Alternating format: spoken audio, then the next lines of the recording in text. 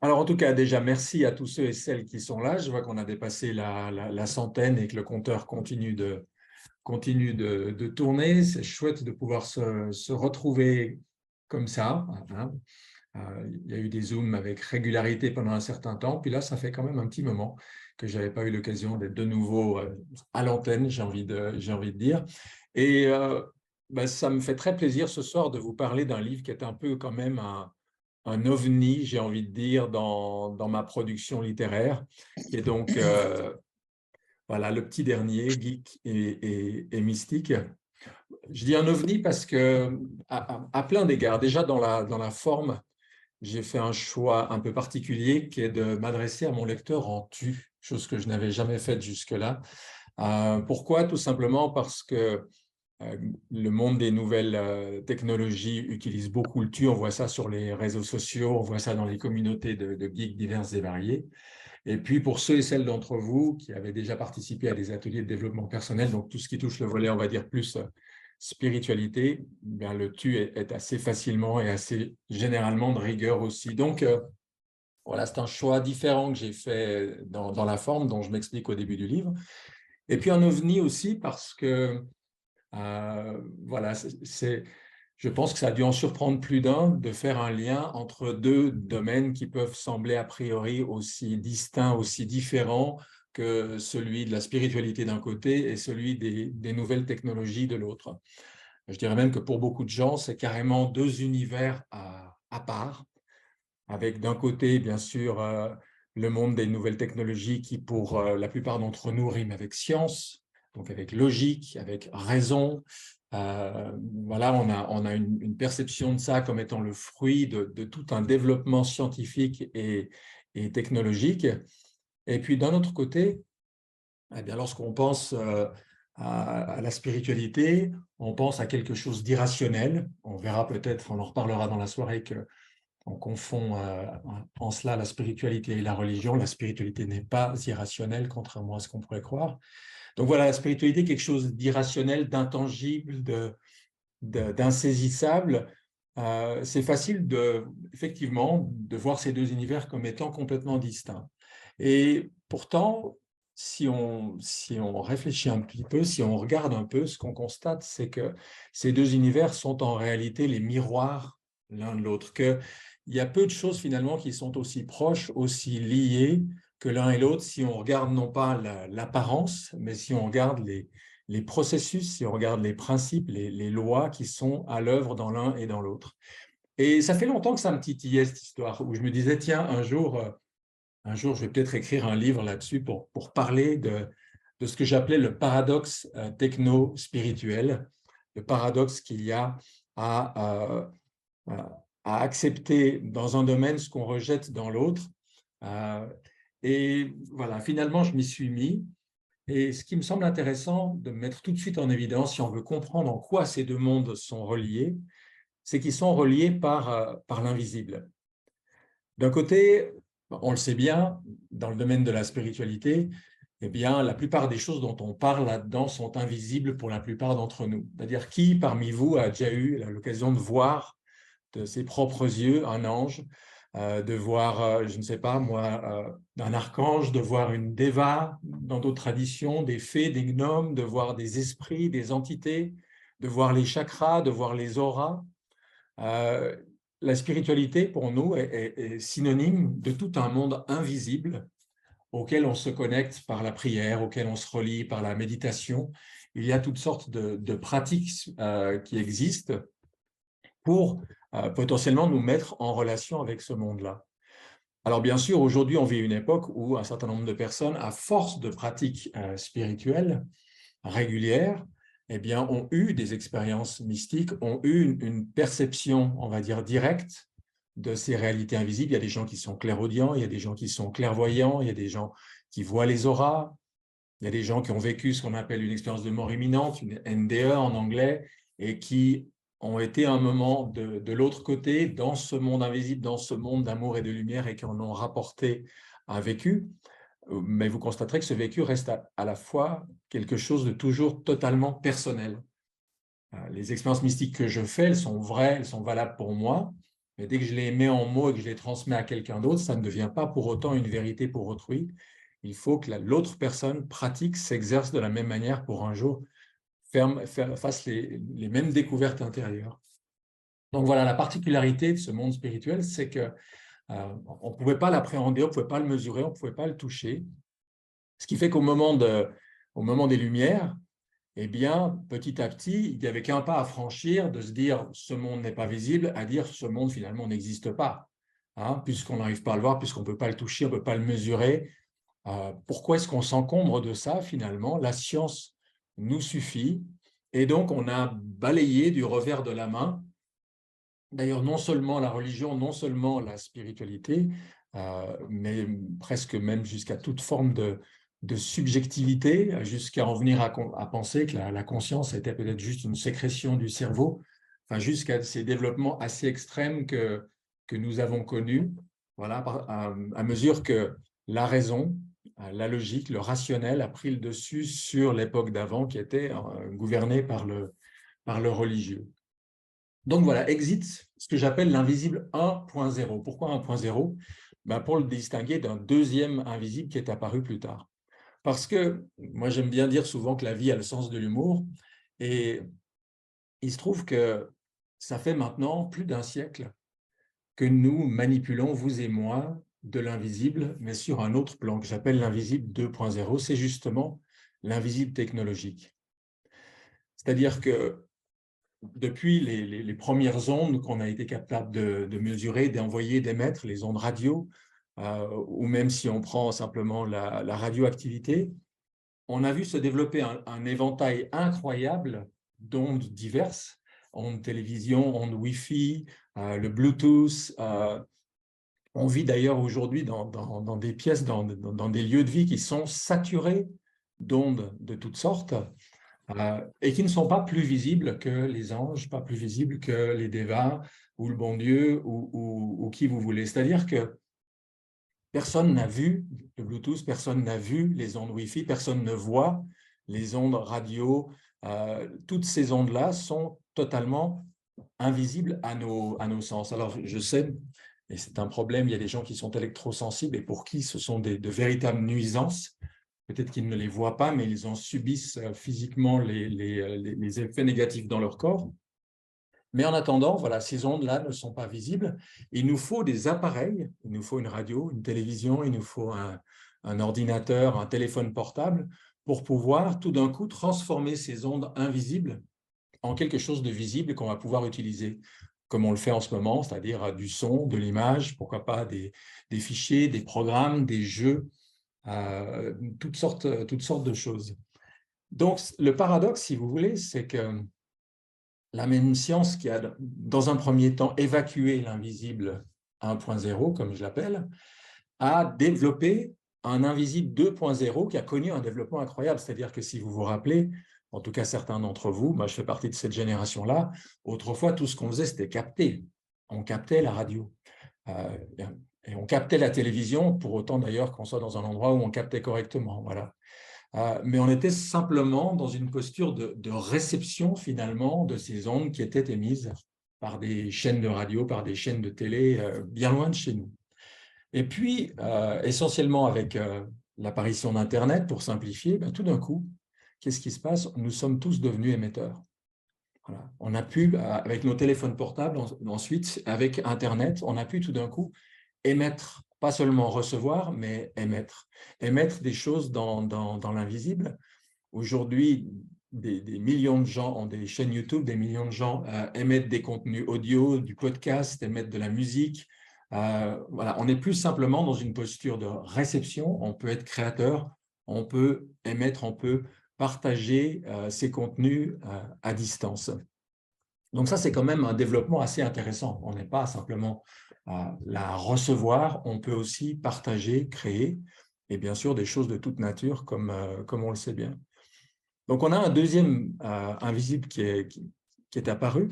Et ce qui est très intéressant, c'est que si on regarde le développement des choses depuis ne serait-ce qu'une trentaine d'années, pour faire simple, eh bien on va retrouver beaucoup de similitudes finalement avec l'invisible 1.0. C'est-à-dire que déjà, on va se rendre compte que au départ, nous sommes récepteurs. Voilà. J'arrive en ce moment à vous voir parce que mon ordinateur est capable de recevoir des images. Comme je disais tout à l'heure, la radio, la télévision, au départ, sont des récepteurs. Et en fait, ce que la spiritualité nous enseigne, c'est que l'être humain, l'être incarné que nous sommes, ici, je suis là avec mon corps, avec mon cœur, avec ma tête, hein, cette trinité-là, la tête, le cœur, le corps, est avant tout un récepteur. Et ça, c'est quelque chose que probablement on ne nous a jamais enseigné à l'école et peut-être même jamais après. L'idée de se dire qu'un être humain est un récepteur, de la même manière que finalement le vivant de manière générale. Ce qu'on ne nous explique pas, c'est que la plupart des découvertes de la science depuis des siècles sont des copies de choses qui existent déjà dans la nature. La nature ne nous a pas attendus avant de savoir travailler avec le visible et l'invisible. Les êtres vivants captent une âme, captent un esprit, une énergie, et puis la manifestent avec l'infinie variété, évidemment, de modes d'être qui existent. Et chez l'être humain, c'est assez frappant. Alors, le plus évident, peut-être, c'est au niveau mental. Vous avez remarqué qu'on dit que nous réfléchissons. Voilà. C'est toujours intéressant de revenir à l'étymologie des mots. Réfléchir. Réfléchir, ce n'est pas éclairer. Hein. La lune réfléchit la lumière du soleil. Le soleil éclaire. Ça veut dire quoi? Ça veut dire que l'intellect humain, le mental humain est capable de réfléchir, de recevoir une lumière, une sagesse, une connaissance qui est là, et puis de la transformer, de la manifester sous la forme de réflexion. Et si au lieu de capter une pensée, une nouvelle qui vient, je fonctionne qu'avec mes propres méninges, eh bien je tourne en rond. J'ai le petit vélo qui tourne dans la tête et j'ai toujours les mêmes réflexions, les mêmes souvenirs et je creuse des sillons. Mais si je me branche vraiment sur la source de la lumière, la source de l'intelligence, la source de la sagesse, alors là, tout d'un coup, je deviens créatif. Là, je fais des avancées, je fais des découvertes. Donc ce mot « réfléchir », je trouve, est intéressant au niveau mental en tout cas, dans le sens qu'il souligne, même si on l'oublie, que le mental humain, d'abord, a cette fonction de recevoir une lumière et ensuite de la partager. Mais la même chose vaut pour le reste de notre constitution, de notre organisme. Le cœur que j'ai, ce n'est pas une machine à sécréter de l'amour. L'amour n'est pas une substance, ce n'est pas quelque chose que le cœur sécrète en plus ou moins grande quantité. Le cœur humain, ce qu'on appelle le corps astral dans une certaine littérature spirituelle, il est fait lui aussi pour capter, pour manifester cette énergie d'amour, mais qui est en réalité présente dans l'univers tout entier. Le cœur humain tout seul, il est comme ce qu'on appelle, je crois, des pierres réfractaires. Vous savez, ces pierres qu'on mettait par exemple des fois sur le poêle qui accumulent de la chaleur et ensuite qui peuvent la restituer pendant assez longtemps. De la même manière, le cœur humain capte l'amour et peut le restituer, mais il ne chauffe pas plus que le mental n'éclaire. Voilà. Donc, si je suis branché sur une source d'amour permanente, eh bien, ça donne ces êtres que peut-être vous avez croisés dans la vie. Il n'y en a pas tant que ça, mais de temps en temps, on tombe sur ces êtres qui sont des manifestations d'amour inconditionnel qui rayonnent une énergie de cœur qui touche absolument tout le monde. Un exemple fort, je pense, de ces dernières décennies, c'est Amma, cette sainte hindoue qui a pris, je crois, 33 millions de personnes dans les bras. Et nombreux sont ceux et celles, très nombreux même, qui ont dit avoir eu l'impression d'être touchés par l'amour divin, l'amour de la mère divine dans ses bras. Voilà quelqu'un qui s'est capté et qui s'est restitué, qui s'est se laisser traverser par cet amour-là. Et puis enfin, le corps humain. Le corps humain est un récepteur. Il est le récepteur de la vie, il est le récepteur de l'âme, de l'esprit qui nous habite. Et à la seconde où cette réception s'arrête, il n'y a plus de vie. Il y a tous les organes, il y a toutes les cellules, il y a tous les atomes, il y a tout ce qui constituait le même être humain 2 minutes avant. Et pourtant, tout d'un coup, la vie n'est plus là. Il ne reste plus qu'un cadavre. Voilà. Quand la réception s'arrête, eh bien, il ne se passe plus rien. De la même manière que si je coupe Internet, tout d'un coup, je n'aurai plus rien devant mon écran. Si je débranche l'antenne de ma radio ou de ma télévision, il n'y a plus rien. Voilà. Pourtant, l'émission, elle continue peut-être ailleurs, mais si je ne suis plus en mesure de capter, de recevoir, il ne se passe plus rien. Donc ça, c'est une chose assez essentielle qu'on devrait nous enseigner très tôt, c'est de dire, un être humain, c'est comme nos appareils, au départ, il doit être capable de capter. S'il capte, eh bien, des choses s'affichent, sa créativité-là, son amour, sa vitalité. Si la connexion s'affaiblit, si le débit devient de moins en moins fort, eh bien, la capacité d'aimer, la capacité d'agir, de comprendre, de réfléchir, s'amenuise de la même façon. Donc, vous voyez, c'est intéressant de construire ce parallèle entre les deux mondes parce que, rappelez-vous les débuts d'Internet, par exemple. En tout cas, j'espère que certains d'entre vous en ont le souvenir. On se connectait, on avait un nombre d'heures par mois où on se connectait sur Internet, parce que ça coûtait très cher. Puis en plus, on utilisait la ligne du téléphone, donc on se branchait un petit moment, on allait vite récupérer ses mails, on faisait 2-3 recherches, parfois même sans afficher les images parce que ça consommait trop de bandes passantes, et puis ensuite, on se déconnectait. Donc, on avait des moments où on se connectait de manière technologique, puis des moments beaucoup plus importants où on était déconnecté. Et comment ne pas voir le lien qu'il y a avec la vie spirituelle que nous menons? Voilà. Beaucoup d'entre nous, on consacre des moments pour se brancher, pour se connecter. On va aller prier, on va aller méditer, on va aller faire son yoga, on va consacrer un certain temps au début, en fin de journée, le week-end, que sais-je, à avoir des moments de connexion spirituelle. Et puis ensuite, on se débranche, symboliquement parlant, et puis on fait les 1001 choses du quotidien.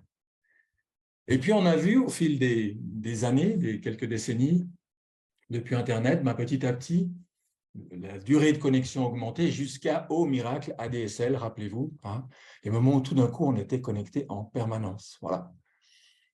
Et bien de la même manière, il y a des gens dont la pratique spirituelle finit par ne plus représenter quelques instants par-ci, par-là, dans la semaine, le dimanche à la messe ou à la mosquée ou à la synagogue, ce n'est pas forcément le dimanche d'ailleurs, c'est une connexion qui devient une présence permanente, c'est-à-dire que je sois en train de manger, que je sois en train de travailler, que je sois en train de me promener dans la nature, que je sois avec des amis ou au travail, il y a une connexion qui se fait de plus en plus forte et de plus en plus présente. Donc, on voit exactement le même chemin se dessiner dans l'évolution de la technologie que dans le chemin d'évolution spirituelle personnelle qui nous est proposé. Et je trouve passionnant de voir les deux parce que pourquoi c'est intéressant de faire un parallèle entre l'univers geek, l'univers nouvelle technologie et l'univers mystique, l'univers spiritualité? Parce que à mesure qu'on se rend compte que ces deux mondes sont le miroir l'un de l'autre, ça veut dire que l'un va pouvoir nous aider à comprendre des choses dans l'autre. Vous savez, autrefois, il y a de nombreux concepts qui étaient transmis par les traditions spirituelles qui étaient difficiles à appréhender parce que justement, on n'en avait aucun équivalent technologique. Aujourd'hui, la plupart des jeunes, ils savent uploader, c'est-à-dire mettre un fichier dans le cloud, le dématérialiser pour le stocker quelque part en l'air, là, et puis downloader, télécharger des fichiers, des images, etc. Upload, download, télécharger, téléverser. Ce mouvement-là est quelque chose qui fait totalement partie de la nouvelle génération. Imaginez qu'on leur explique maintenant qu'au niveau spirituel, c'est ce que fait la vie depuis toujours. Download, il y a un esprit qui s'incarne dans un corps. Upload, le corps s'en va quand il a terminé son incarnation. C'est le même mouvement dans un sens et dans un autre. C'est le même mouvement qui fait descendre l'esprit dans la matière, qui lui permet de l'animer et qui ensuite permet de repartir enrichi de ce qu'une expérience terrestre lui aura permis de vivre. Je pense qu'aujourd'hui, grâce à la technologie, grâce à l'habitude que beaucoup ont de l'utiliser, bien, certains concepts spirituels qui existaient depuis longtemps vont tout d'un coup devenir parfaitement intelligibles. L'idée de la séparation entre l'esprit et la matière, eh bien, à une époque, on a pu dire que l'esprit n'existe pas, que c'était une invention des religions. Aujourd'hui, c'est quand même extrêmement facile de comprendre qu'il y a de l'information qui est dans l'air, qu'il y a de l'information qui traverse cette pièce chez vous, partout, et que si on sait la capter, eh bien, on peut s'en enrichir. C'est-à-dire que la notion de visible et d'invisible, elle est devenue totalement concrète. Nous vivons avec. Nous passons notre temps du matin au soir à émettre et à recevoir des ondes, des fichiers, des musiques, des textes, des informations visibles et invisibles. Et mon espoir, c'est vraiment qu'on arrive à amener ces deux mondes à se rejoindre. C'est-à-dire que dans le monde des gens qui sont complètement branchés nouvelles technologies, hein, tout d'un coup, ils se disent « Ah oui, mais en fait, les notions qu'on trouve dans la spiritualité, ce sont juste exactement la même chose que ce qu'on fait. Il y a un développement de la connexion, hein, des connexions qui étaient faibles, qui étaient lentes autrefois, qui deviennent plus rapides, plus haut débit, voire jusqu'à la fibre aujourd'hui. Il y a toute une évolution qui se fait et c'est tellement facile de comprendre que dans son parcours spirituel, l'être humain est invité à faire la même chose. Il est invité à laisser la connexion se manifester de plus en plus à travers lui, à passer d'un débit occasionnel à un gros débit, à un débit de plus en plus puissant. Et de se rendre compte qu'à mesure qu'il rend son corps capable de recevoir un débit plus important, eh bien, il va progressivement éveiller, manifester des compétences, des sens, des potentialités de l'âme humaine que certains nous montrent, mais qui sont finalement disponibles à tout le monde, à condition finalement de suivre le même entraînement.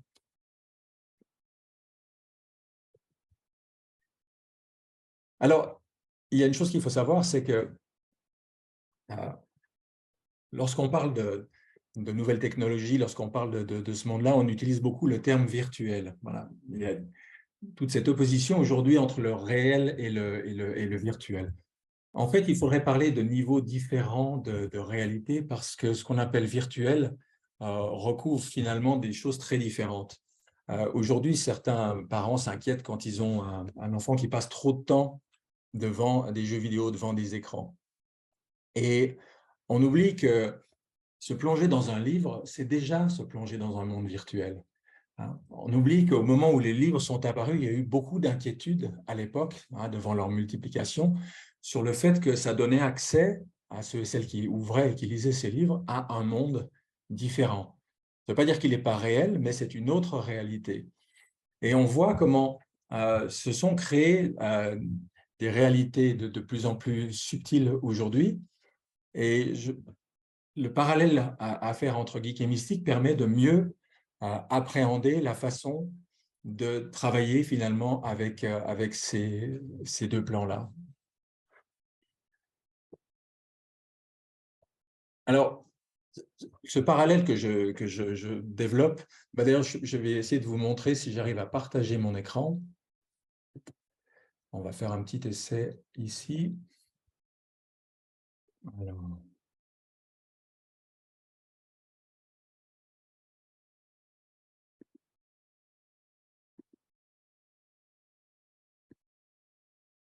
Alors, c'est toujours un peu compliqué. Il suffit qu'on n'ait pas utilisé quelque chose pendant quelques temps et puis on essaie ça. Alors, est-ce que vous voyez la table des matières? Est-ce qu'il y a une personne qui a le micro Oui, enclenché? c'est bon. Oui, c'est bon. Ça permettra de reprendre un petit peu le développement du livre. Vous voyez, je vous parlais au début de la différence entre l'invisible 1.0 et l'invisible 2.0.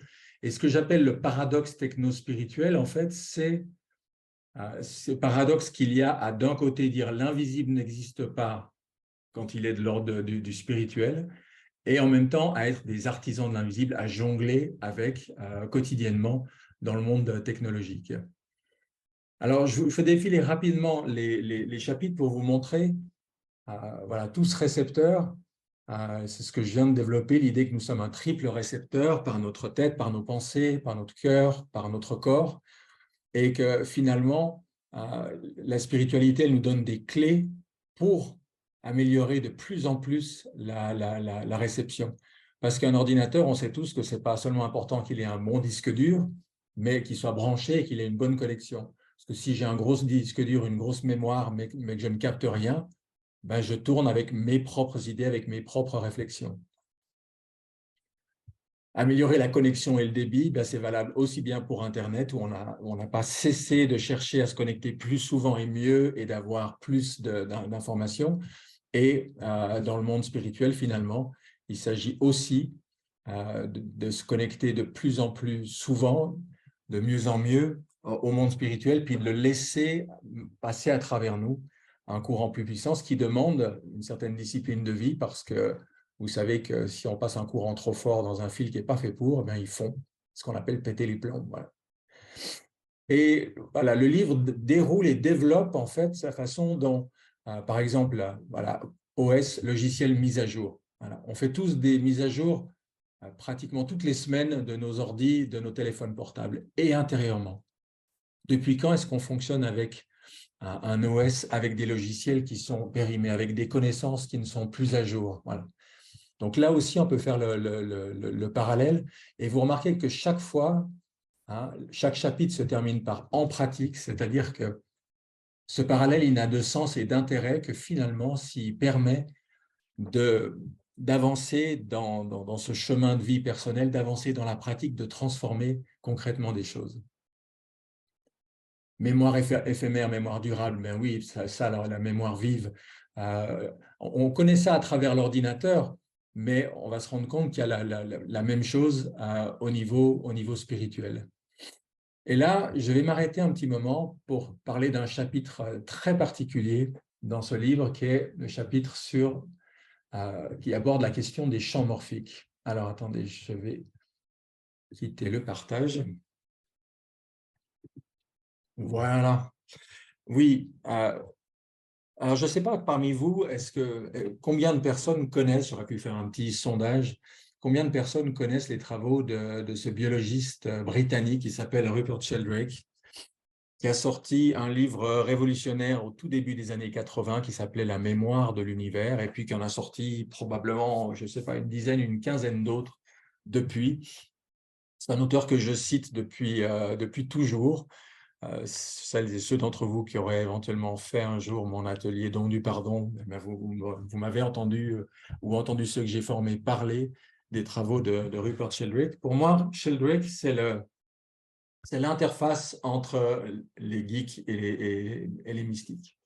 Pourquoi? Parce que ce qu'on explique dans la spiritualité depuis tout temps, c'est-à-dire cette façon dont l'énergie circule entre l'esprit et la matière, dont elle se cristallise d'un côté, dont elle se subtilise de l'autre, ce que les alchimistes appelaient solver comme dissolution, coagula, ce qui se concentre, ce mouvement ascendant et ascendant, ce qui existe aussi avec le download et l'upload, comme je disais tout à l'heure. Eh bien, Sheldrake, lui, il va faire une découverte assez extraordinaire, c'est de dire chaque être vivant, donc un être humain, un chat, mais il va beaucoup plus loin que ça parce qu'il dit que finalement, même les pierres, les cristaux, même une famille, même un pays, chaque être vivant a un champ de conscience qui lui correspond. À ces champs, il a donné le nom de champs morphiques. C'est peut-être un nom que vous avez déjà entendu parler, les champs morphiques ou les champs morphogénétiques. Imaginez, vous avez déjà vu peut-être des dessins où on voit le champ magnétique qu'il y a autour d'un aimant. Ça vous dit quelque chose? Mais imaginez qu'il y a un champ morphique, un champ de conscience autour de chaque être vivant. Et ce que dit Sheldrake, c'est que chacun d'entre nous, individuellement, par l'expérience, par le vécu que nous avons, nous enrichissons le champ correspondant. Donc, j'enrichis le champ des êtres humains, puisque j'en suis un. J'enrichis peut-être plus spécifiquement un autre champ qui est celui des hommes, qui est différent du champ des femmes. Et puis, comme je fais partie de deux pays, la France et la Suisse, mon expérience personnelle, elle enrichit aussi ces champs-là. Et inversement, nous dit Sheldrake, ces champs informent chaque individu qui en font partie.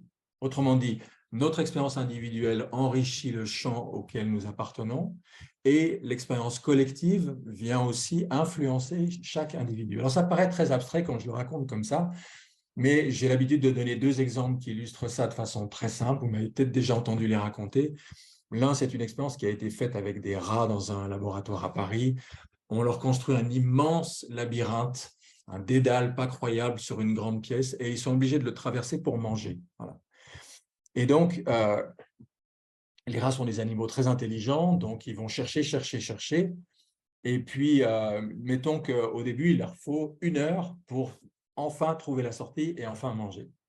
Et puis, quand ils l'ont fait 1 fois, 10 fois, 100 fois, ben, vient un moment où ils arrivent à traverser ce dédale compliqué en moins d'1 minute et crac, ils atteignent la nourriture. Et là où l'expérience devient intéressante, c'est qu'on refait la même expérience avec des rats à New York qui sont d'une souche différente des premiers, avec le même labyrinthe devant eux. Et qu'est-ce qu'on constate? C'est qu'en fait, dès les premières tentatives, ces rats qui n'ont aucun lien de parenté avec les autres, aucune connexion apparente, eh bien, ils font le labyrinthe 2 fois plus vite que les autres au début. Comment explique cela Sheldrake? Il dit, eh bien, l'expérience des rats de Paris est venue enrichir le champ morphique, la conscience collective des rats, qui est venue informer ceux de New York. Alors, il donne des exemples aussi avec les humains, et un que j'aime bien parce que Sheldrake est britannique, c'est celui qu'il donne à propos des mots croisés du Times. Il y a un mot croisé qui paraît chaque week-end dans le Times, et puis évidemment, à travers le pays, ce sont des dizaines de milliers, peut-être plus d'ailleurs, de personnes qui le font. Alors, Sheldrake va faire un truc rigolo, il va prendre les 10 meilleurs cruciverbistes champions de mots croisés, et il va, non, les 20, pardon, et il va les séparer en 2 groupes de 10. Au premier, il fait faire le mot croisé du Times avant sa parution, c'est-à-dire que personne avant eux n'a jamais fait ce mot croisé, et il minute le temps moyen qu'il leur faut pour arriver au bout. Ensuite, publication dans le journal, et quelques jours après, eh bien, il demande aux 10 derniers cruciverbistes de faire à leur tour ce même mot croisé, et il les minute à nouveau. Et là encore, il obtient une différence spectaculaire de vitesse de la part des 10 derniers. C'est-à-dire que c'est comme si, entre les premiers, les dizaines de milliers qui ont fait ça, il y a un champ morphique correspondant à ce mot croisé qui a été alimenté, nourri, et qui permet aux 10 derniers cruciverbistes d'arriver à le résoudre plus rapidement. On a avec Sheldrake, si vous voulez, une image très forte de upload-download, c'est-à-dire la façon dont tout individu enrichit des groupes de conscience, des familles spirituelles, des familles d'âmes, des collectifs auxquels il appartient, et comment, inversement, bien, on n'est pas coupés les uns des autres comme on le croit. Oui, peut-être physiquement, heureusement, on a chacun un corps différent, mais dès qu'on touche les plans subtils, on se rend compte que nous sommes connectés, nous sommes reliés, nous sommes branchés. C'est beau ce mot de branche, ça donne vraiment l'idée de choses qui se rejoignent. Voilà. Nous sommes branchés sur des choses qui nous relient les uns aux autres et qui font que ce qui se vit d'un côté affecte ce qui se passe de l'autre. Aujourd'hui, la plupart d'entre nous, on est reliés par Internet. Il y a cette toile gigantesque qui relie la majorité de la planète, on pourrait dire aujourd'hui. Cette toile, on peut la voir comme une symbolique, comme une représentation symbolique d'une autre toile qui est non visible, qui est celle qui nous relie tous spirituellement les uns aux autres. Alors, on sait qu'Internet, il y a toutes sortes de communautés, il y a des groupes différents, il y a des gens qui font de la science, il y a des gens qui font de la musique, il y a des gens qui font 1000 choses différentes. Donc, on est tous reliés par Internet, mais au sein de cet univers existent, j'ai envie de dire, des niches différentes. Et au niveau spirituel, c'est pareil. On est branché sur des familles d'âmes, on est branché sur des courants différents, même si plus on s'élève, plus on remonte, et finalement, de branche en branche, on arrive à un tronc, à une source commune, à ce un sens second, qui est le nom qu'on a donné voilà, au divin, à l'esprit, à la source dont nous sommes tous issus. Donc, vous voyez, ce sont des parallèles qui sont intéressants. Et les travaux de Sheldrake, alors il en a fait des centaines et des centaines. Je précise toujours quand je parle de Sheldrake que ces travaux ne sont ni confirmés ni infirmés à ce jour. Il existait autrefois un prix assez important, je ne sais pas s'il existe toujours, à toute personne pouvant démontrer la validité ou la non-validité de ces travaux. Ce qui est sûr, c'est que depuis 40 ans, ils ont été repris dans énormément de champs d'études différentes, de la biologie, qui était son domaine à lui, à la sociologie, à la psychologie, à l'étude des animaux, etc., parce que ces travaux offrent une clé de compréhension qui permet de dépasser l'apparence physique, de nouveau, où on se voit coupés, isolés, séparés les uns des autres, pour se rendre compte qu'il y a une dimension énergétique subtile où nous sommes reliés. Alors, les champs morphogénétiques de Sheldrake n'ont pas été mesurés par la science, on n'a pas d'appareil pour les détecter. C'est pour ça que je dis que c'est une théorie qui n'est pas prouvée à ce jour. Mais dès qu'on se plonge dedans, dès qu'on lit les ouvrages, dès qu'on regarde les expériences qui ont faites, ça nous semble une telle évidence de se dire que, effectivement, de la même manière que, voilà, j'ai un ordinateur ici qui est matériellement délimité, mais avec lequel je me connecte à des gens un peu partout. J'ai un téléphone portable ici avec lequel je peux me connecter partout. Pourtant, c'est un tout petit boîtier ridicule. Et de la même manière, on se rend compte que les êtres vivants, mais aussi, ont une enveloppe délimitée, fermée, mais qu'en réalité, si on pouvait voir ce qui se passe dans l'invisible, on est constamment en train d'émettre et de capter des fréquences. Des gens ont ça très développé, il y a des gens qui intuitivement ressentent les émotions des autres, voire captent leurs pensées, mais ce sont des compétences que nous avons tous au départ. Et je pense que, j'espère, je souhaite que d'ici peu de temps, ça fasse partie de l'éducation que nous recevons depuis le départ, c'est de dire les pensées sont des ondes. Elles sont des ondes et on peut capter des pensées les uns des autres. On le fait beaucoup plus souvent qu'on ne le croit. Les émotions sont des ondes d'une autre nature, d'une autre densité. On peut dire que le mental est plus électrique, plus linéaire, hein, et on peut dire que les sentiments sont plus magnétiques, plus ronds. L'un va plus loin, mais est arrêté par le moindre obstacle, comme la lumière.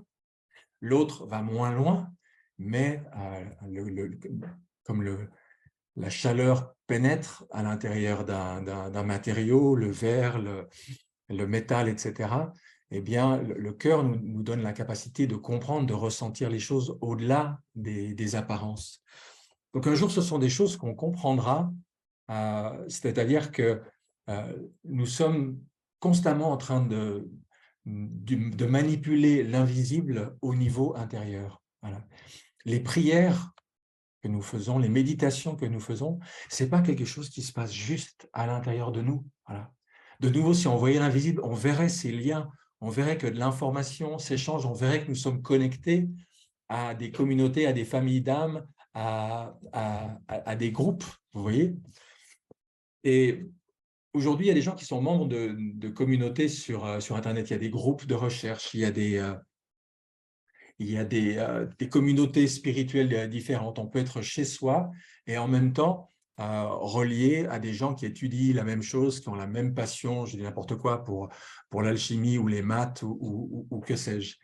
Donc, des communautés virtuelles, il en existe un nombre considérable aujourd'hui.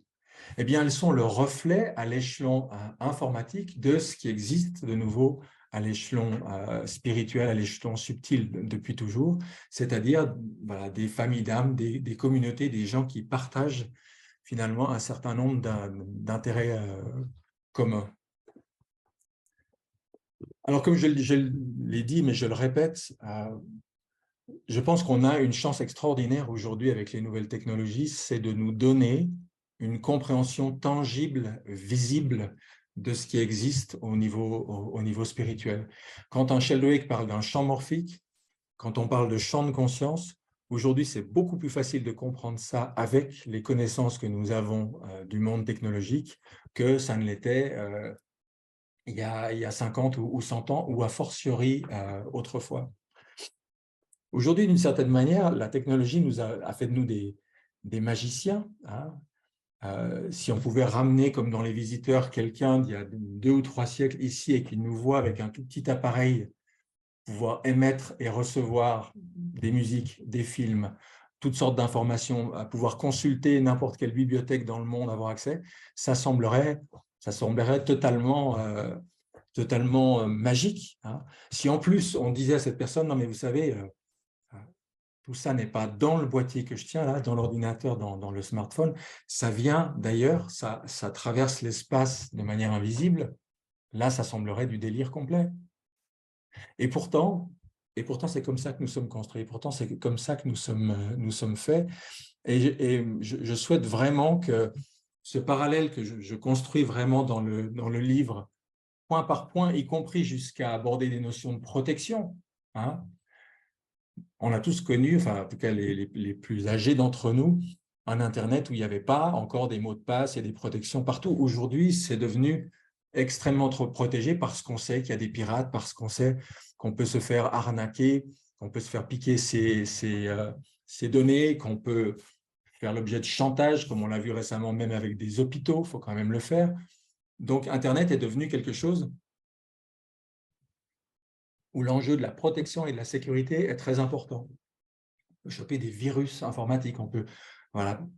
Et c'est intéressant parce que si vous regardez maintenant côté spiritualité, ben vous voyez la même chose.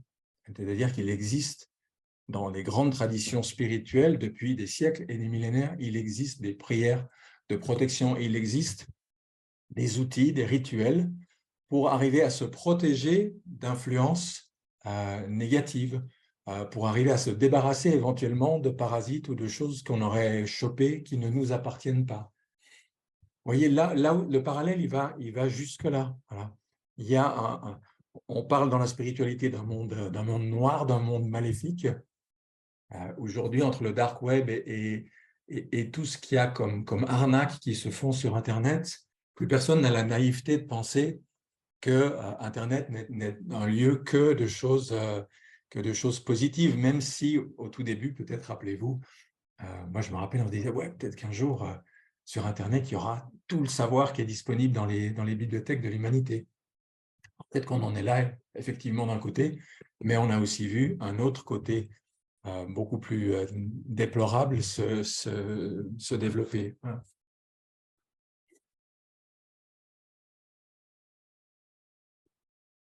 J'avais envie de, j'avais envie de partager avec vous une anecdote parce que finalement, cette perception du lien entre le spirituel et les nouvelles technologies, on la trouve parfois dans des expressions qu'on utilise.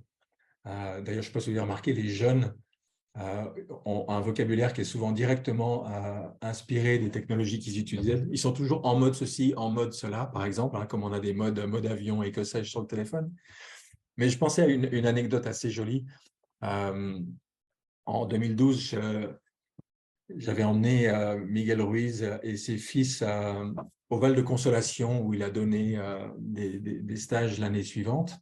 Et pour ceux qui connaissent ce lieu où on est beaucoup intervenu, on a organisé des grands événements là-bas, notamment les Journées du Pardon, eh bien, il y a un monastère et puis il y a un parc magnifique qui se termine par ce cirque naturel, le cirque de Consolation, qui culmine, je ne sais pas, à plus de 50 mètres avec des cascades magnifiques. Et il faut à peu près petite 20 minutes pour aller du monastère jusqu'aux cascades par un chemin qui monte.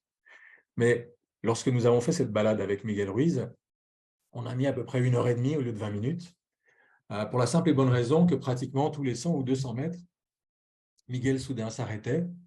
Puis là, soit il nous parlait à tous, soit tout d'un coup, il fermait les yeux et puis il disait quelque chose à telle personne qui était là parmi nous. Et à un moment, son fils, José, qui marchait à côté de moi, à un moment, il me donne un petit coup de coude comme ça, puis il me dit « Papa is downloading information ». Voilà. Papa est en train de télécharger de l'info. Et c'était tellement ça. Voilà, c'est quelqu'un, Miguel, qui est d'un naturel total au quotidien. Il ne joue pas à être Miguel Ruiz ou à être un être éveillé ou quoi que ce soit. Mais il y a des moments, tout d'un coup, à la seconde, on sentait que, voilà, parce qu'il y avait telle personne, parce qu'il y avait tel contexte, on a vu la même chose lors d'une conférence de presse à Paris, tout d'un coup, effectivement, il y a download, il y a connexion. Mais je trouvais joli que José utilise ce mot, voilà, downloading, pour parler de ça, parce que c'est effectivement comme ça que nous fonctionnons. Une autre, d'ailleurs, qui le souligne assez bien, et elle a écrit un livre que je ne cesse de recommander depuis que je l'ai découvert, c'est Liz Gilbert. Liz Gilbert qui a écrit « Mange, prie, aime », dont on a fait un film d'ailleurs aussi avec, comment ça s'appelle, Julia Roberts et Javier Bardem, si je ne dis pas de bêtises. Liz Gilbert a écrit un livre extraordinaire sur la créativité, on pourrait dire, et qui s'appelle j'ai tout d'un coup un horrible trou, Big Magic en anglais, comme par magie en français. Merci, je vois qu'il y a quelqu'un qui me le met en note, c'est sympa. Comme par magie, c'est un livre que je recommande non seulement à tous ceux et celles qui écrivent, à tous ceux et celles qui font de la musique ou qui ont une activité créatrice quelconque, mais j'ai envie de même de dire, je le recommande absolument à tout le monde, parce que justement, une des choses que met en évidence Liz Gilbert dans ce livre, et qu'elle exprime aussi d'ailleurs dans une vidéo TED d'une 15 ou 18 minutes que vous pouvez regarder sur le site TED.com, ce qu'elle dit, c'est que la créativité nous vient d'ailleurs. Voilà. Elle montre comment d'ailleurs pendant des siècles, on a parlé de personnes qui avaient du génie pour parler des plus grands scientifiques, des plus grandes écrivaines, des gens qui créaient, qui faisaient des choses hors du commun. Avoir du génie, avoir parce que le génie, pour les anciens, c'était une entité qui nous susurrait des idées, des créations, des choses qui nous inspiraient. Puis le jour où le génie s'en allait, ben, on n'avait plus de génie, puis on se retrouvait soi-même avec ses compétences de base. Et elle souligne comment malheureusement à l'époque moderne, il y a eu une bascule et on s'est mis à dire de tel homme, de telle femme, c'est un génie. Voilà. Et le poids que ça fait peser quand on se dit c'est moi avec ma tête, avec mes compétences, avec ma mémoire, avec mes ressources qui doit tout créer, qui doit tout transmettre. Elise Gilbert donne des exemples absolument incroyables, passionnants, des anecdotes authentiques qui mettent en évidence une fois encore le fait qu'un être humain, c'est quelqu'un qui capte, qui reçoit, qui émet, qui transforme les informations. Et c'est difficile de faire autrement que d'arriver au bout de son livre et de se dire une bonne fois pour toutes, oui, la créativité, c'est quelque chose qui nous traverse. C'est quelque chose qui passe à travers nous et on en revient à cette notion.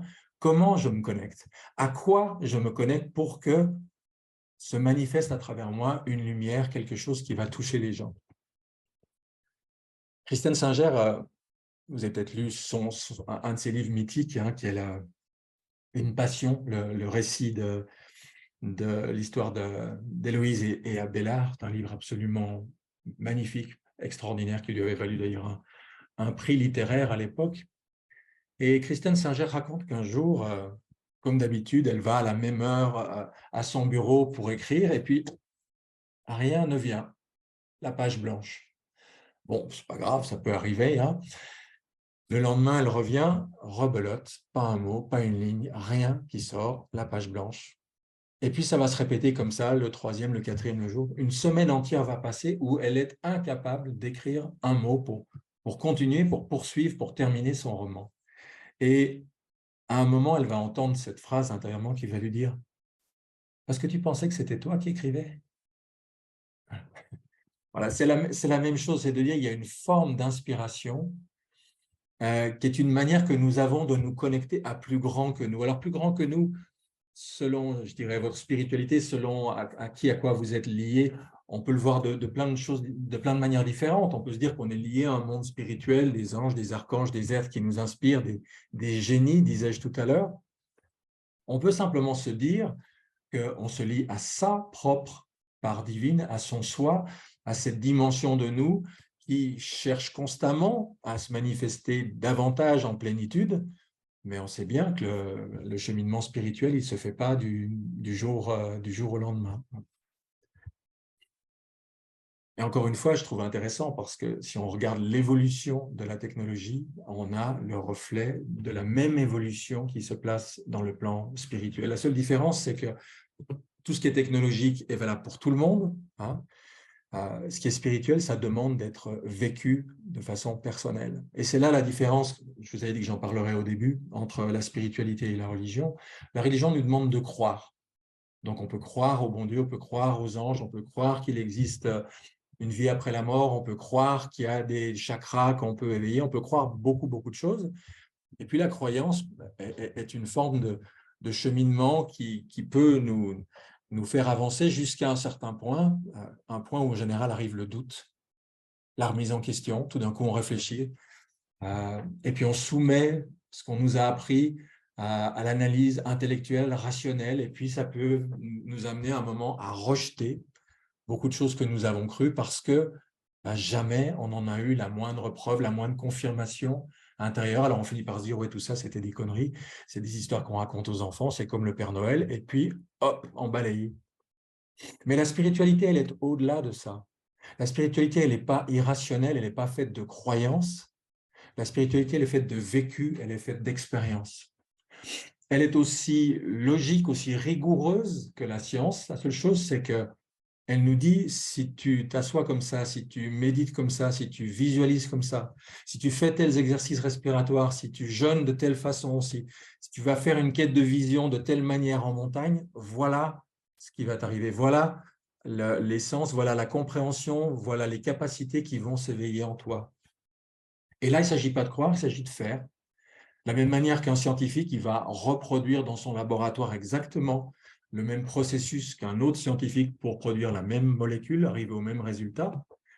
Eh bien, dans la spiritualité, il y a quelque chose d'aussi rigoureux, d'aussi scientifique, rationnel, logique, qui nous dit, si tu pratiques comme ça pendant tant de temps, progressivement, voilà les étapes, voilà les niveaux de conscience, voilà les facultés qui vont s'éveiller en toi. Et c'est là où c'est intéressant, parce que quand je vous disais que au moment des Lumières, voilà, on a balayé du revers de la main l'invisible 1.0, peut-être était-ce inévitable. Peut-être que dans notre évolution collective, il y a un moment où il fallait rejeter la croyance, parce que pour la plupart des gens, ce n'était que croyance, il n'y avait pas de vécu, il n'y avait pas d'expérimentation personnelle, et puis avoir tout ce développement que nous avons connu, jusqu'à l'époque actuelle où on voit qu'il y a un nombre probablement sans précédent dans l'histoire de l'humanité de gens qui pratiquent aujourd'hui au niveau spirituel, qui ont envie de vivre ça, qui ont envie de découvrir ces états de conscience, qui ont envie de découvrir cette perception, pas en la lisant dans les ouvrages, aussi inspirés soient-ils d'ailleurs, de grands hommes et femmes de la vie spirituelle, mais en l'incarnant en eux.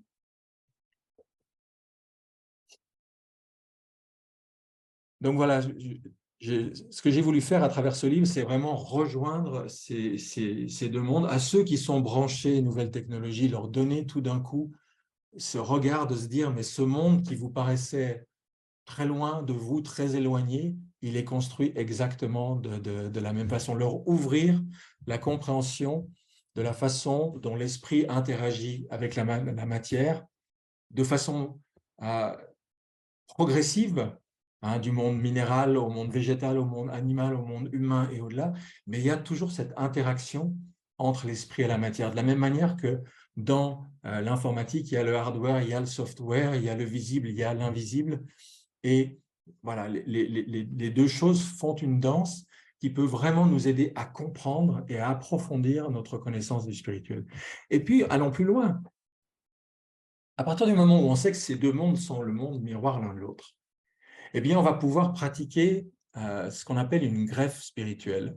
C'est-à-dire, imaginez-vous, le matin, je ne l'ai pas ici, je n'ai pas mon téléphone à côté de moi, mais imaginez-vous, le matin, certains d'entre nous, ils ont à peine les yeux ouverts, ils sont encore dans le coltard, et puis ils tâtent du bout de la main, ils chopent leur téléphone portable sur la table de nuit, et puis hop, on regarde, est-ce que j'ai pas reçu un SMS, un message, un petit coup sur WhatsApp, sur Messenger, sur ci, voilà. Je veux voir quels sont les messages, les mails, les infos qu'il y a eu la nuit. Voilà.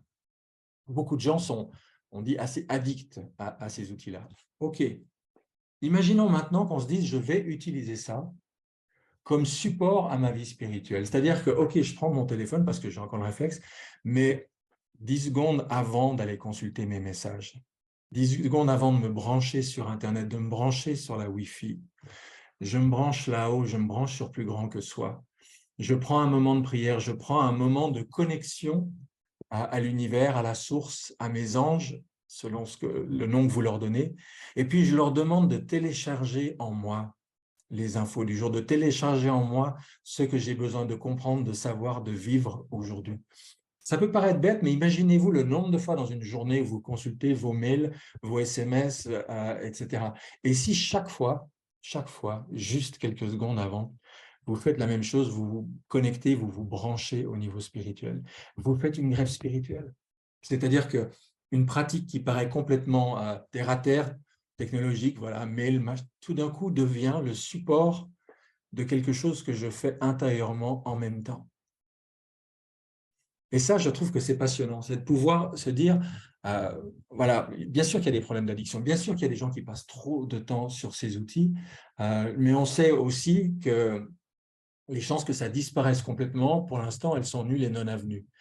Alors, pourquoi ne pas les utiliser? Pourquoi ne pas les transformer? Pourquoi ne pas se dire, OK, ces outils-là font partie de mon quotidien, mais c'est moi qui vais décider comment je les utilise. Et finalement, je vais les utiliser comme un rappel de ce que je suis.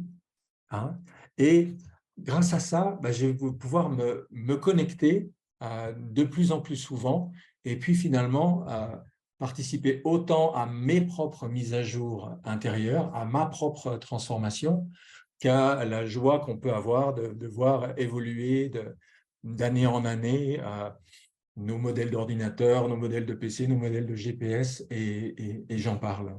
Et j'en passe, pardon. Alors, je m'étais pris quelques notes, mais le sujet est tellement vaste que on pourrait y rester longtemps. Voilà, ce que je voulais dire, c'est qu'à travers ce livre, j'espère aussi que pour ceux qui sont dans le monde de la spiritualité, ce livre les aidera à mieux comprendre. Il y a des gens qui ont une espèce d'allergie à tout ce qui est technologique. Hein. Ils sont très mal à l'aise, ils sont un peu perdus avec ces outils-là, ils ont du mal à comprendre comment ils fonctionnent, comment les utiliser. Il existe une certaine aversion technologique. Hein. Moi, ce n'est pas mon cas, j'ai eu la chance d'être né avec une facilité à utiliser ces outils très jeunes, comme je le raconte au début du livre, mais pour certains, c'est difficile. Donc, pour cela, j'espère aussi que ce livre va les amener à se rendre compte de comment fonctionne cet univers-là et que de plus en plus des passerelles, des liens se créent entre deux mondes qui, pour moi, ont beaucoup à apprendre l'un de l'autre et qui peuvent fonctionner ensemble d'une manière qui un jour, à mon avis, paraîtra assez évidente.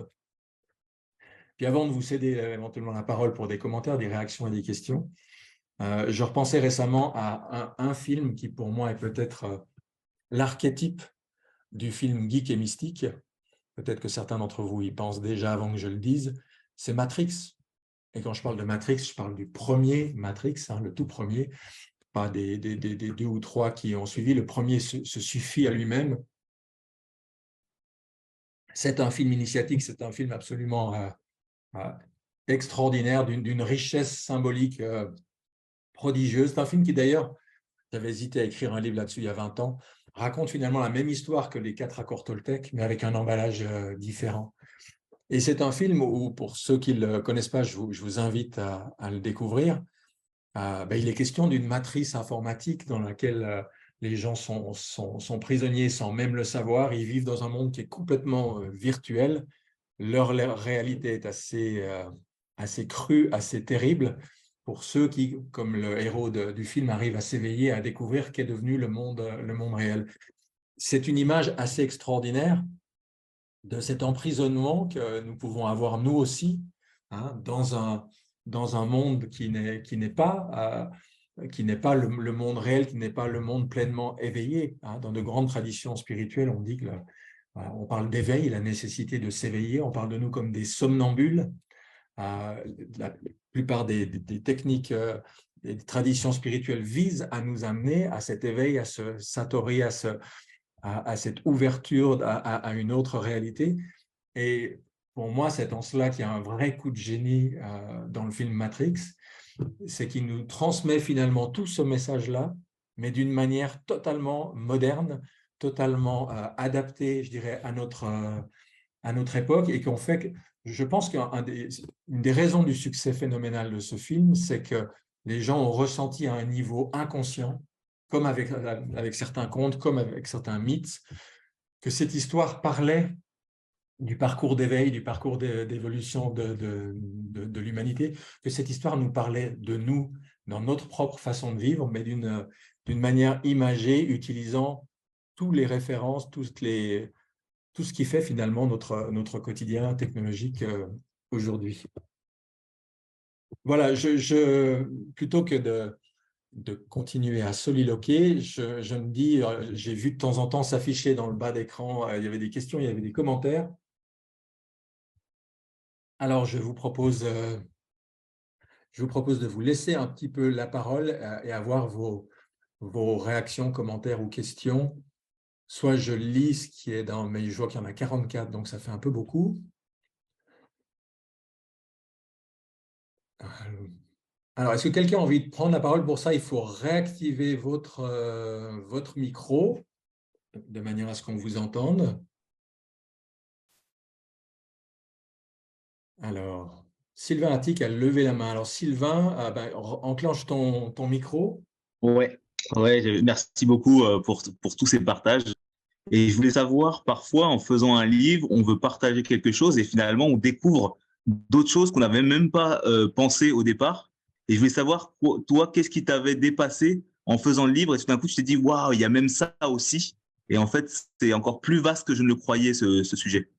Alors, c'est assez vrai en général. D'ailleurs, pratiquement pour tous mes livres, moi, j'ai toujours une espèce de fil conducteur. Parfois un plan, parfois pas. Et en fait, en écrivant, effectivement, tout d'un coup, par exemple, l'exemple typique, c'est qu'avant d'avoir commencé l'écriture de ce livre, je n'avais pas du tout imaginé ou prévu de parler de Sheldrake et des champs morphiques. Et puis, au milieu du livre, je me suis dit, mais c'est une évidence, c'est j'ai envie de dire, le chaînon manquant entre les deux. C'est ce qui permet le mieux aux uns de passer au domaine des autres et vice-versa. Donc, Sheldrake est apparu de manière inattendue. Et puis, oui, je n'avais pas prévu non plus au départ d'aborder toute la question des protections, voilà, qui sont devenues indispensables sur Internet et qui font partie aussi, j'ai envie de dire, des ressources à disposition de gens qui sont dans un parcours spirituel où il n'est quand même pas rare pour des gens qui ont une pratique spirituelle intense de parfois se retrouver confrontés à un monde pas très sympathique, à des entités pas très sympathiques, et que de savoir se protéger à ce moment-là, c'est aussi important que de savoir protéger son smartphone ou son ordi contre des parasites ou des choses qu'on n'a pas envie de laisser rentrer en nous. Super, merci beaucoup. Merci aussi, Sylvain. Je vois que tu connais bien les outils parce que tu as su lever la main, là, comme ça. Je sais que c'est une fonction de Zoom, je ne l'avais juste jamais utilisée. Est-ce que quelqu'un d'autre a envie de rebondir? Oui, bonjour, contente de te revoir à distance. Pareil. Oui, tu m'entends? Oui, oui, je t'entends. OK, une petite question toute simple. Quand est-ce qu'on va pouvoir le recevoir au Québec? Alors, bonne question. Je pense que si tu vas sur un site comme Archambault, enfin le site Mmh. d'un libraire québécois, Oui. ils doivent afficher, je pense, la Ah, date à laquelle ça sera disponible. Il y a toujours un petit délai, forcément. oui, tout à Les, fait. les ouvrages naviguent par bateau, donc ça prend un certain temps. Je n'ai pas été regarder quand est-ce qu'il est OK, disponible au Québec, mais je pense que tu dois pouvoir trouver l'info sur un site oui, comme ça. absolument. Merci, merci pour Merci tout ce que tu aussi. fais. Au plaisir. Oui, il me semblait qu'il y avait aussi une autre demande. J'ai vu ça du coin de l'œil. Non, alors c'était.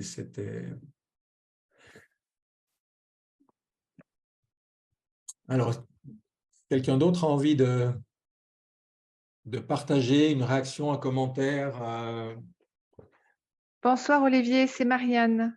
Est-ce Oui, que bonsoir tu Marianne. m'entends? Bonsoir. Bon, déjà, je voulais te dire que les accords Toltec, grâce à toi, ont changé ma vie et j'en parle de chaque fois que je peux. Et concernant cette conférence, effectivement, c'est très intéressant parce que je suis dans une association où il y a des jeunes qui viennent pour un peu se reconnecter.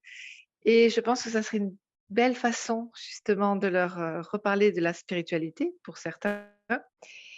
Et quelque chose m'avait beaucoup marqué aussi il y a quelques années. Il me semble que c'était Albert Einstein qui disait que nous étions les plus puissants émetteurs et récepteurs d'ondes. Et j'avais aussi quelqu'un qui parlait de notre cerveau un peu comme un ordinateur avec des programmes, un système d'exploitation qu'il fallait de temps en temps justement vider certains logiciels pour en mettre d'autres. Voilà, donc j'aime beaucoup le fait que tu aies fait cet amalgame entre la spiritualité et le monde, on va dire, informatique, Internet.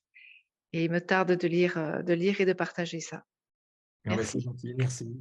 C'est vrai que ce que tu dis me rappelle un livre que j'ai dû lire, mon Dieu, il y a longtemps, qui s'appelait La psychocybernétique, voilà, et qui faisait des parallèles déjà à l'époque. Pourtant, le monde des ordinateurs était encore dans ses balbutiements à l'époque, mais ça avait déjà inspiré un petit peu les gens des parallèles avec notre propre fonctionnement. Et c'est vrai que, voilà, il y a, comment dire, il y a des besoins effectivement de temps à autre de faire un upgrade, de faire une mise à jour de nos modes de fonctionnement intérieur. Et c'est malheureusement quelque chose auquel nous ne sommes pas entraînés, pas formés, ce qui fait que beaucoup d'entre nous restent avec des notions qu'ils ont apprises à l'école et qui sont complètement obsolètes aujourd'hui, alors que on devrait être toujours, on devrait avoir la même exigence finalement pour notre être intérieur que pour les gadgets qu'on utilise au quotidien. On n'a pas envie d'avoir une télévision cathodique en noir et blanc, on n'a pas envie d'avoir un vieux téléphone qui n'est pas capable de faire le centième de ce que font ceux d'aujourd'hui. Et intérieurement, le risque, c'est de se contenter finalement de ce que Miguel Ruiz appelle la domestication, le conditionnement social, familial, scolaire qu'on a reçu. Tout ce qu'on peut faire pour garder quelque chose de vivant, de fluide, qui s'enrichit, qui s'agrandit, qui se développe, qui va vers plus de qualité et d'intensité, ça devrait être finalement un de nos soucis permanents, qui est de se développer, qui est de grandir et non pas de se rigidifier, se scléroser avec un savoir obsolète qui n'a pas fait de mise à jour depuis trop, trop longtemps. Du coup, et Pardon? le qui est Oui. le cinquième accord d'être sceptique, mais de continuer à apprendre. Voilà, ouais, c'est un contexte que beaucoup de gens ne connaissent pas, mais qui est un très bon complément au 4 premiers. Soyez sceptiques, mais apprenez à écouter. Soyez sceptiques, Voilà. un antidote finalement à cette surdose d'informations que nous recevons et parmi laquelle nous avons bien du mal à distinguer le vrai du faux parce qu'on n'a pas le temps et les moyens de tout vérifier. Voilà. Quelqu'un d'autre souhaite prendre la parole? J'ai vu qu'il y a encore d'autres petits commentaires apparus entre-temps. Olivier, alors, il y a une question assez pratique, c'est où on peut trouver ton replay? Alors, le replay, comme à chaque fois, je le mets sur ma chaîne YouTube. Donc, j'ai une chaîne qui porte mon nom, ce n'est pas compliqué. Et en général, le temps de récupérer le fichier, de faire un petit nettoyage s'il y a besoin. Je dirais que dans la journée de demain, la vidéo de ce soir devrait être en ligne sur ma chaîne YouTube. Merci. Voilà. Si vous êtes partant, moi j'ai envie de vous proposer de nous prendre un petit moment, de méditation ensemble. Il y a encore quelqu'un qui lève la main. Ah, pardon, je n'avais pas vu. Alors, Antran. Alors, la parole est à vous. Je ne sais pas si comment. Il faut bon? mettre le micro. Oui, je crois. Voilà, oui. Vous m'entendez? Oui, bonsoir. Oui, bonsoir. Oui, bonsoir de Barcelone.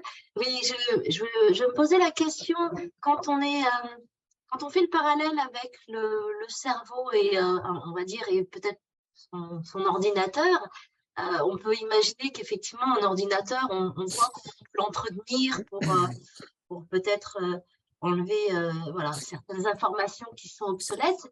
Et comment on pourrait faire le parallèle par rapport à son mode de pensée si on voulait faire Alors, ça, c'est un des sujets que j'ai abordé dans un livre que j'ai écrit il y a déjà une douzaine d'années. Oui. Il s'appelle Mettre de l'ordre en soi. Dans Mettre de l'ordre en soi, je propose un outil qui s'appelle le tamis à 4 étages. 4 étages comme nos 4 dimensions, spirituelles, intellectuelles, affectives et physiques. Et je montre en particulier que on ne nous éduque pas à faire une distinction entre ces 4 niveaux, c'est-à-dire entre le niveau du vécu, de l'expérience personnelle, quelque chose, je le sais parce que je l'ai vécu de tout mon être, hein, la croyance, qui est beaucoup lié au cœur. Le cœur croit comme le mental pense. Donc, on a beaucoup de croyances en beaucoup de choses. Pardon. La croyance est toujours chargée d'affect, d'espoir ou de peur. Voilà, elle est vraiment liée au cœur. Ensuite, il y a le plan intellectuel avec tous nos savoirs. Et là, on a un étage qui est absolument surbooké parce qu'on passe toutes nos scolarités à se truffer le mental de savoir. Donc, il y en a une quantité absolument ahurissante en nous. Puis, il y a encore un étage au-dessus qui est l'étage spirituel, celui des épiphanies, celui des expériences mystiques, celui des moments de grâce où des choses nous sont révélées. Et ces matériaux ne sont pas du tout les mêmes en nous, ils n'ont pas la même densité, ils n'ont pas la même force, ils n'ont pas la même valeur. Donc, je développe un outil pour apprendre à en faire le classement à l'intérieur de soi, mettre de l'ordre en soi. Et notamment, je propose à un moment un exercice qui vise vraiment à faire ce tri-là en passant absolument tout ce qu'on a vécu, cru, su à travers ce tamis-là.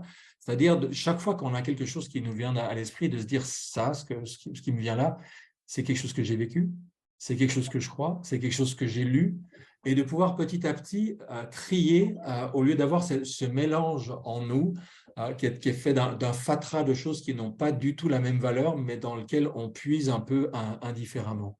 Alors, c'est un travail qui demande du temps, ça ne se fait pas du jour au lendemain, mais qui permet de faire cette mise à jour et de ne pas confondre des choses vraies, vérifiables, avec des hypothèses, avec des théories, avec des superstitions diverses. Voilà, mais c'est un travail qui prend du temps, mais je pense qu'il est, comment dire, salutaire si on veut vivre dans un monde vrai et pas dans un monde de mensonges, de croyances et de choses qui sont pas réelles. Boulot, hein. Ouais. Remettre en question chaque pas, chaque pensée, chaque croyance comme ça. Oui, mais quelque part, c'est aussi à ça que nous invite comme beaucoup de traditions spirituelles. Je me réfère souvent à Miguel Ruiz parce que beaucoup de gens connaissent les 4 accords, mais quand il parle de l'attention seconde, il nous invite à utiliser une deuxième fois l'attention que nos parents et les adultes autour de nous ont capté la première fois quand on était petit. À la faveur de ça, ils nous ont transmis tout ce qu'ils estimaient bon et vrai et utile pour nous.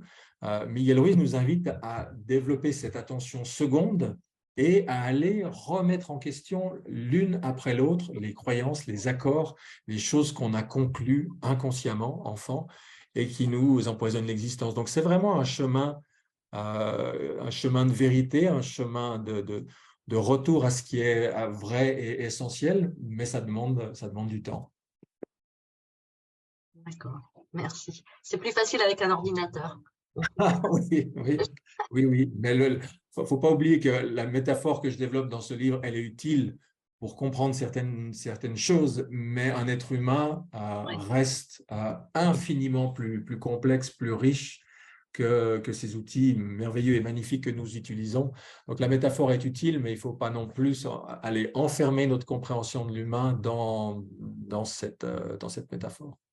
Merci. Mystérieux. Bon, est-ce que vous voulez qu'on se prenne juste un court moment de méditation pour conclure cet échange, comme on l'a beaucoup fait durant les Zooms du confinement?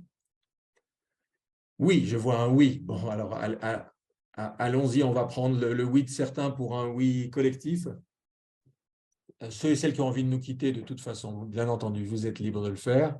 Si vous préférez éteindre votre caméra pendant la méditation, c'est OK aussi. Je vais vous inviter simplement à vous installer confortablement devant votre écran.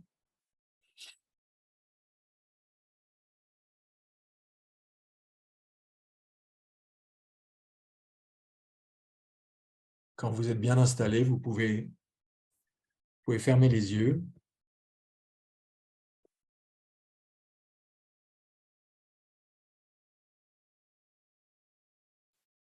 Prenez quelques respirations profondes.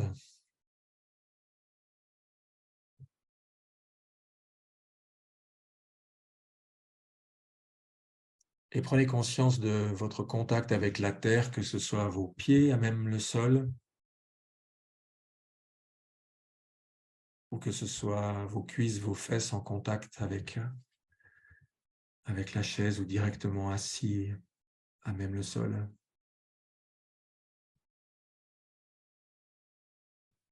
Faites plusieurs respirations profondes pour prendre le temps de revenir dans votre corps.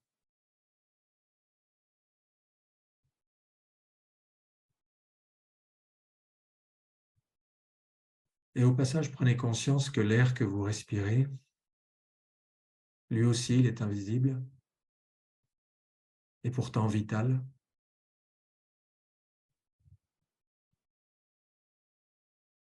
La respiration, c'est la fonction vitale par excellence, nous le savons bien. C'est assez symbolique justement que notre vie dépende de quelque chose d'aussi invisible que ce gaz, que ce mélange de gaz qu'est l'air.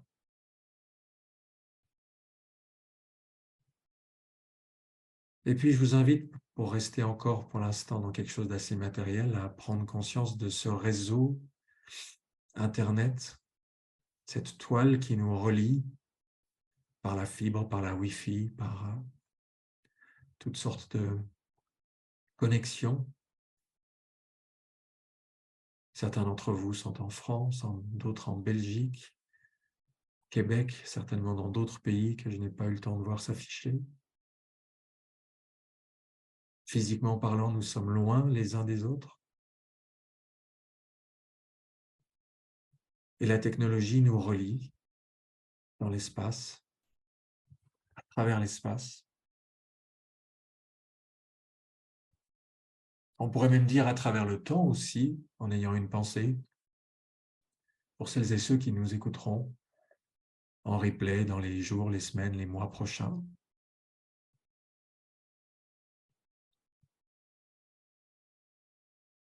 Et puis maintenant, je vous invite à dépasser ce plan strictement matériel et à vous rendre compte que par la pensée, nous sommes aussi reliés les uns aux autres, à des mêmes courants de pensée, à une même culture, à des mêmes lectures, à des mêmes objets d'intérêt. Par la pensée, nous sommes reliés les uns aux autres d'une façon que nous ne suspectons pas la plupart du temps. Nous baignons dans un champ psychique et selon le degré de réceptivité que nous y avons, nous pouvons capter des pensées, des intentions, des idées.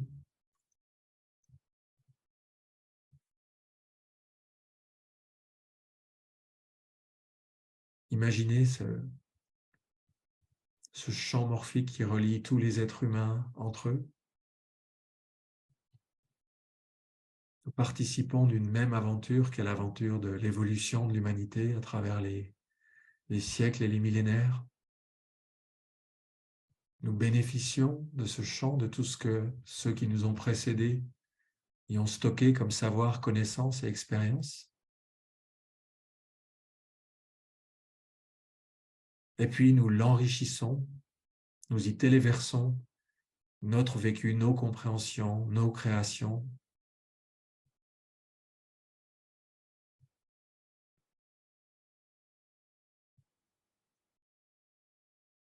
Et je vous invite à aller encore plus haut, encore plus loin, au-delà même de la pensée, au-delà même du psychique, pour toucher l'essence même de la vie, l'esprit, cette flamme, ce mystère qui nous habite, qui nous donne vie,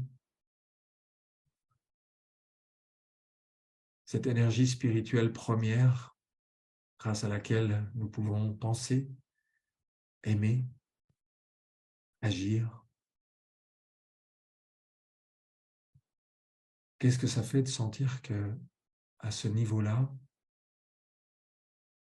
il n'y a plus qu'une énergie, une vie qui nous traverse tous et toutes et qui se manifeste à travers nous d'une infinité de manière différente.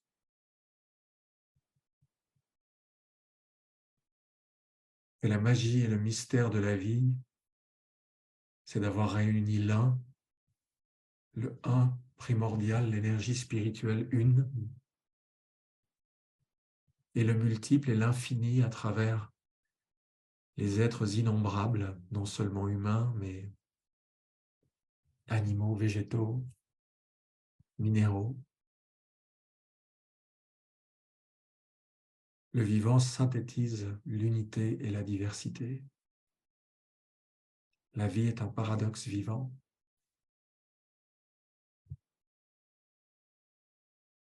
Nous sommes à la fois d'une singularité à nul autre égal. Il n'y en a pas deux dans tout l'univers comme chacun, chacune d'entre vous. Vous êtes unique et singulier. Et en même temps, à travers vous, se manifeste l'esprit un, la vie une, cette source de vie, d'amour, de lumière qui traverse toute chose.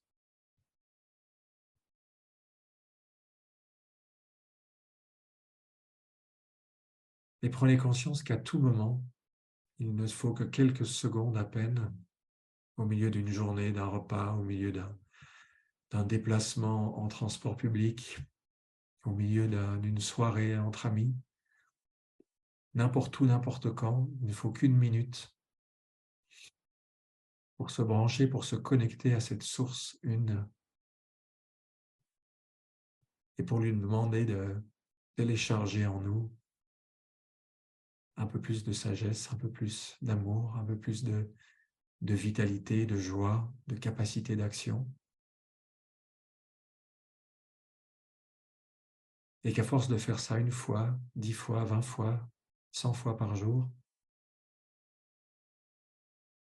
il y a un moment où c'est une seconde nature que d'être branché sur ce que j'appelle l'Internet cosmique. Ce réseau qui existe de toute éternité.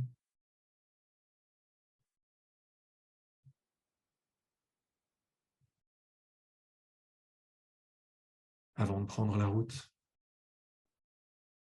avant d'entrer chez quelqu'un qui vous a invité, avant d'entamer un projet important, au début de toute entreprise,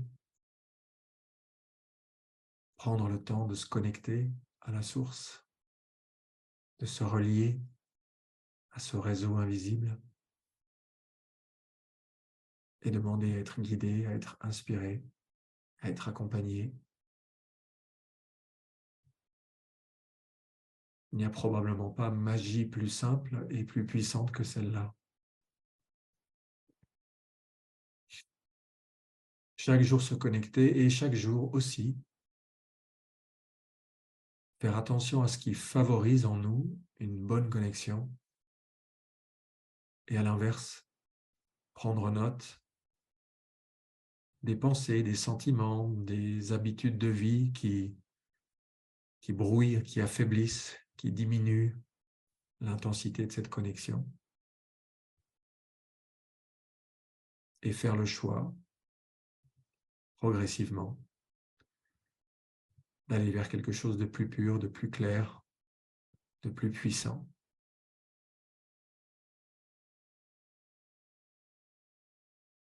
En ayant conscience que nous sommes des millions, peut-être des dizaines de millions, je n'en sais rien, voilà, à être déjà engagés dans un chemin d'évolution consciente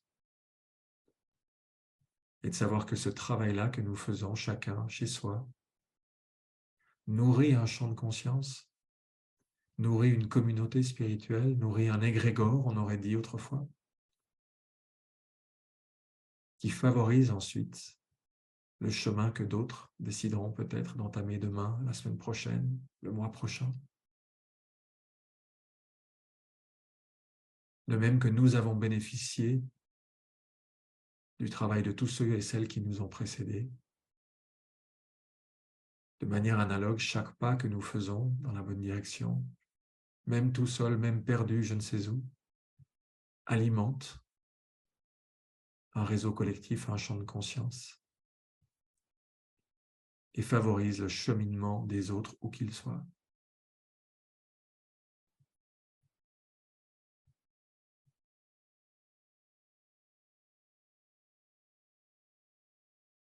Voilà, je vous invite à prendre de nouveau quelques profondes respirations.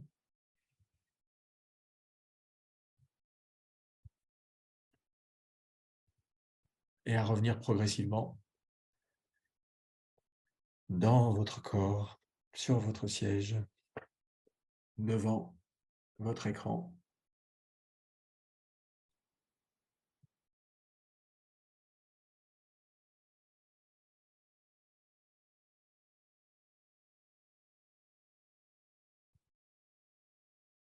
Voilà, je vais arrêter l'enregistrement là pour pouvoir ensuite changer d'affichage et puis avoir le plaisir de voir un petit peu vos frimousse. Alors, est-ce que j'arrive à faire ça? Enregistrement là, hop.